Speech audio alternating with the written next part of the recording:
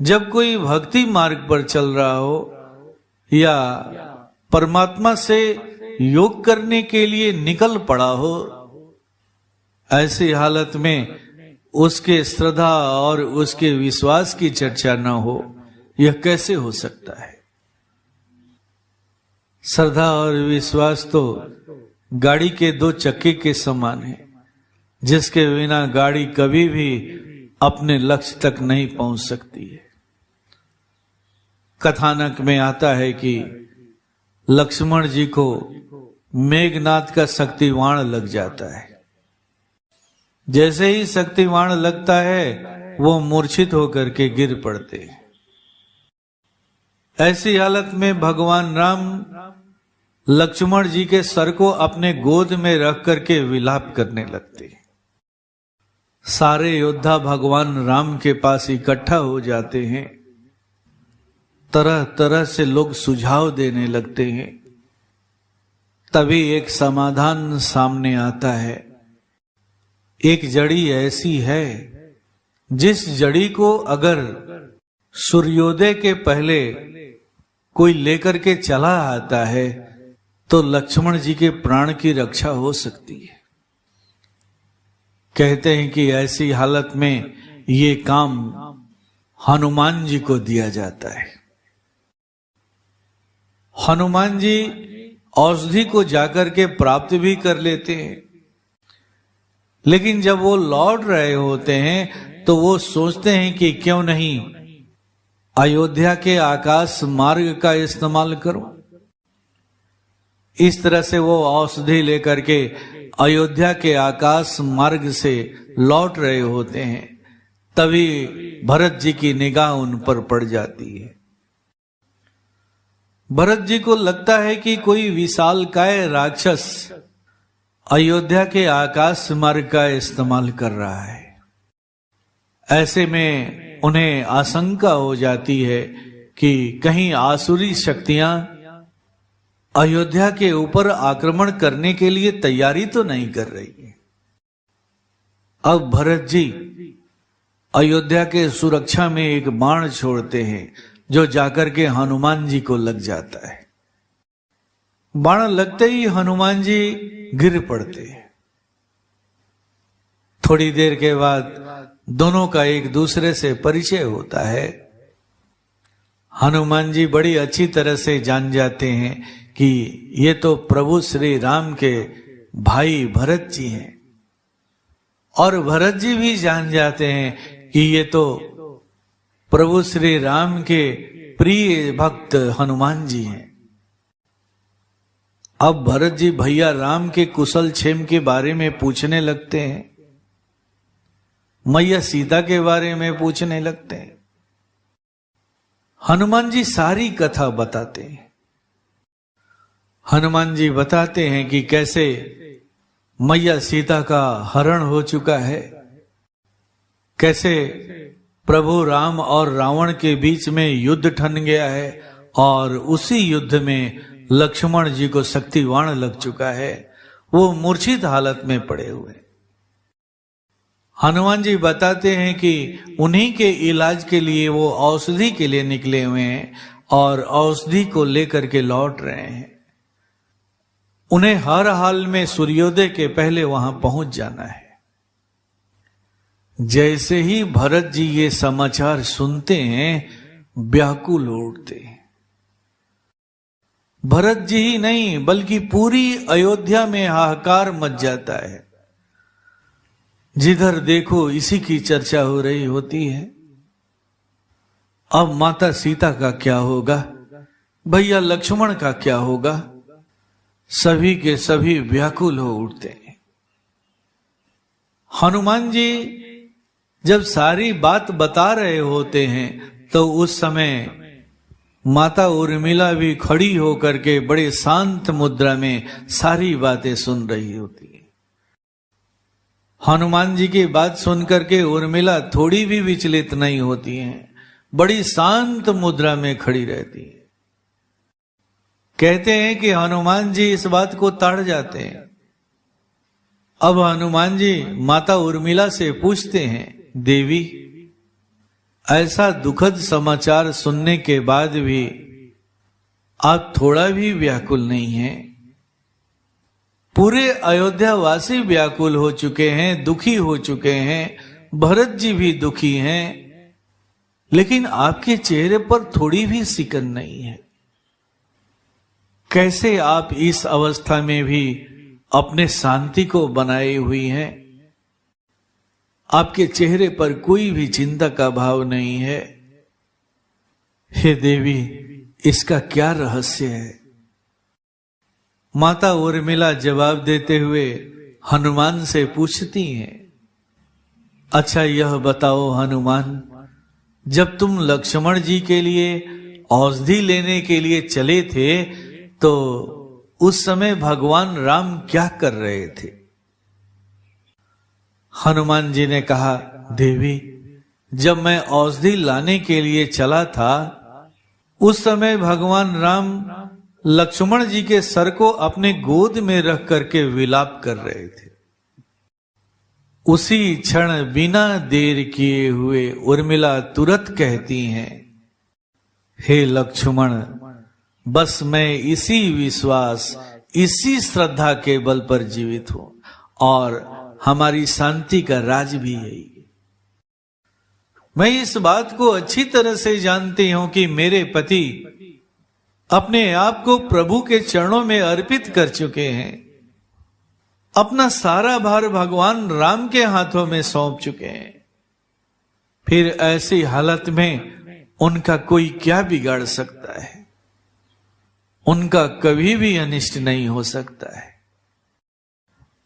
जिसे भगवान राम का दिव्य कवच प्राप्त हो चुका हो, उसका कोई अनिष्ट कैसे कर सकता है? माता उर्मिला की बात सुन करके हनुमान जी अवाक हो जाते हैं। यही है श्रद्धा और यही है विश्वास। परम पूज्य गुरु महाराज साहब अक्सर एक बात को कहा करते थे, ईश्वर प्राप्ति के लिए जितनी भी साधनाएं बनाई गई हैं उनमें दो प्रमुख साधना है। पहला है श्रद्धा और दूसरा है विश्वास। जब भी अपने गुरु के पास जाओ, सच्ची श्रद्धा के साथ गुरु के संदेशों को सुनो, गुरु के वाणी को सुनो। अगर सत्संग में जाते हो तो गुरुजनों के वाणी को सुनो, फिर उस पर विश्वास करके उस साधना में लग जाओ जो साधना तुम्हारे गुरु ने तुम्हें दी है। एक साधक के लिए, एक शिष्य के लिए इससे बढ़कर की कोई दूसरी साधना नहीं है।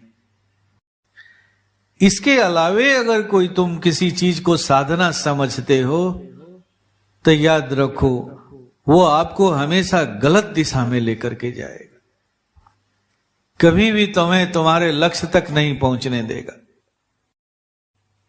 गुरु महाराज साहब एक बहुत ही सुंदर उदाहरण देकर के इस बात को समझाया करते थे। अक्सर वो कहा करते थे, जब एक पक्षी को आकाश में उड़ना होता है ना, तो उसे दो पंख की जरूरत पड़ती है।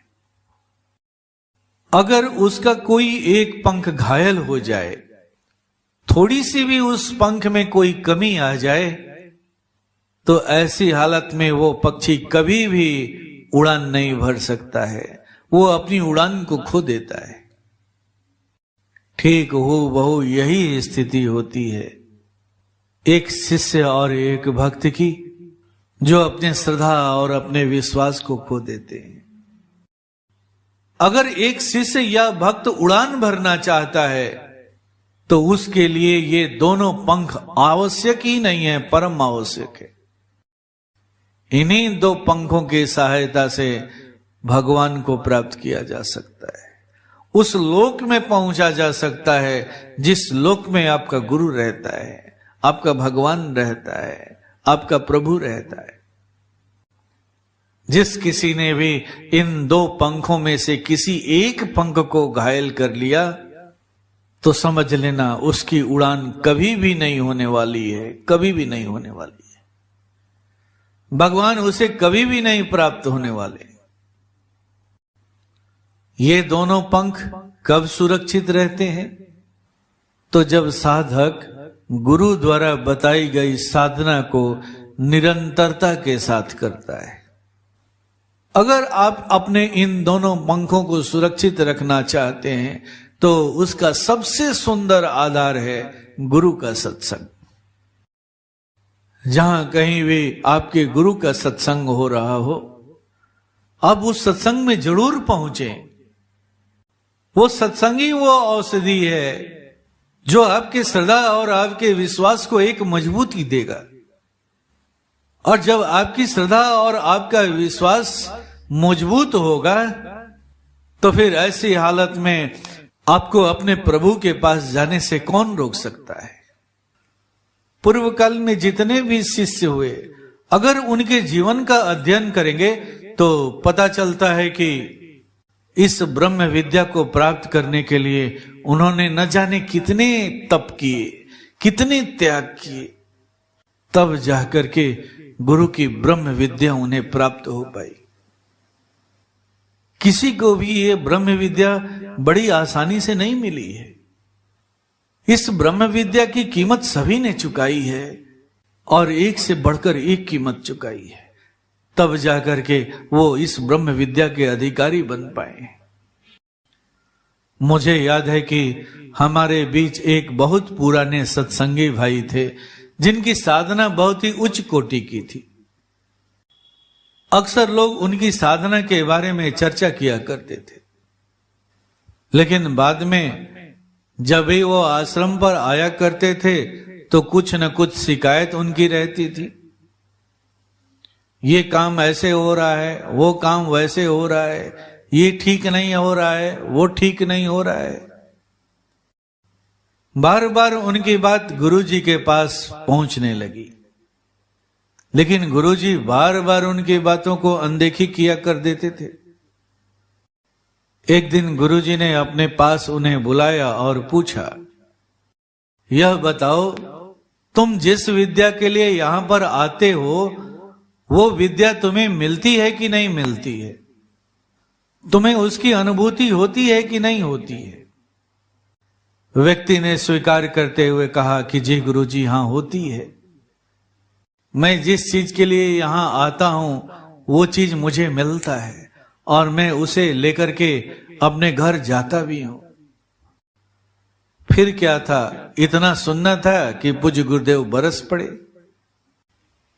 कहने लगे कि क्या तुम्हें इसका ज्ञान है कि इस आश्रम के परिसर में जितने भी लोग रहते हैं या जितने भी भक्तगण आते हैं उनसे मेरा किस प्रकार का लेन देन का रिश्ता है?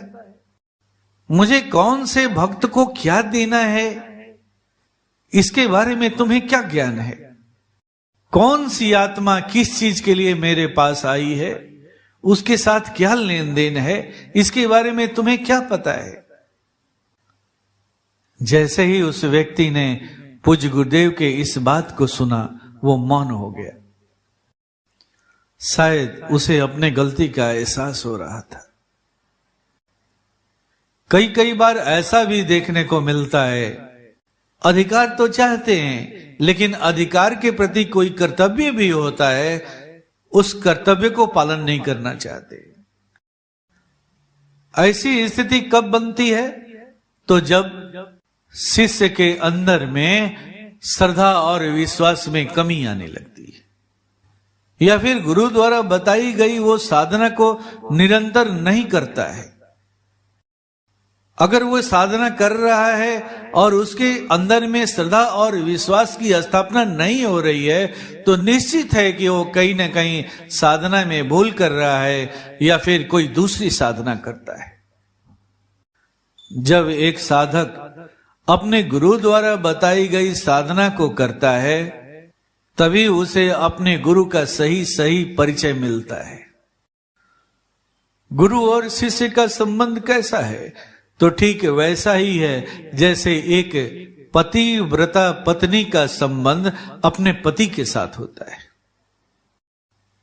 पत्नी के जीवन में पति के बातों के आगे किसी दूसरे व्यक्ति की बात सुनाई नहीं पड़ती है। और न तो वो उस पर चलना चाहती है। ऐसा ही रिश्ता होता है एक गुरु और एक शिष्य के बीच में। एक बात आप हमेशा याद रखिएगा, श्रद्धा और विश्वास कोई स्थूल वस्तु नहीं है, बल्कि यह तो एक प्रकार का भाव है जिसका स्थान आपके अंतःकरण में होता है। श्रद्धा और विश्वास रूपी भाव का पैदा होना और इनका आपके हृदय में ठहरना दोनों दो चीजें हैं।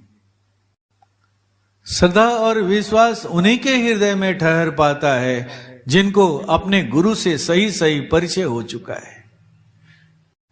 सही सही तरीके से परिचय होने का मतलब गुरु के अंदर में जो सत्ता है, जो ऊर्जा है, उस ऊर्जा का सही सही ज्ञान हो जाना।